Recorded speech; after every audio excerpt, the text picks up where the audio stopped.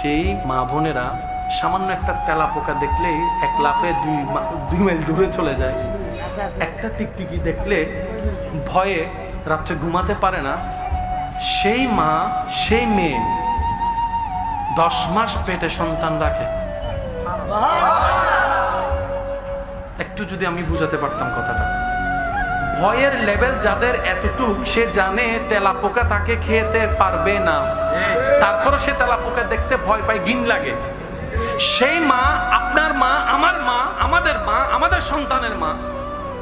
9-10 মাস কষ্ট সহ্য করে পেটের মধ্যে বাচ্চা রাখছে তো রাখছে, ঠিক মতো ঘুমাতে পারে নাই, ঠিক মতো বাথরুমে যেতে পারে নাই, ঠিক মতো গোসল করতে পারে নাই, ঠিক মতো খাইতে পারে নাই, খাবার ভালো ভালো খাবারও ঘ্রাণ লাগলে বমি চলে আসতো, এমন যন্ত্রণাদায়ক কষ্ট প্রত্যেকটা দিন সহ্য করেছে, কখনো বিরক্ত হয় নাই, অ্যাবর্শন করে সন্তান নষ্ট করে নাই, আমাকে নষ্ট করে দেয় নাই আমার মা, আপনাকে নষ্ট করে নাই আপনার মা। শুধু তাই নয়, একটা গিরা ফুটবল খেলতে গিয়ে উল্টে গেলে গিরা বসাইতে যে কি কষ্ট, যাদের হয়েছে তারা একটু আওয়াজ দেন না। যদি সামান্য একটু উল্টাই যায়, একটু লড়ে যায়, এই গিরা বসাইতে গেলে যে 14 গোষ্ঠী একদম এক জায়গায় চিল্লাই করে ফেলি আপনি আমি,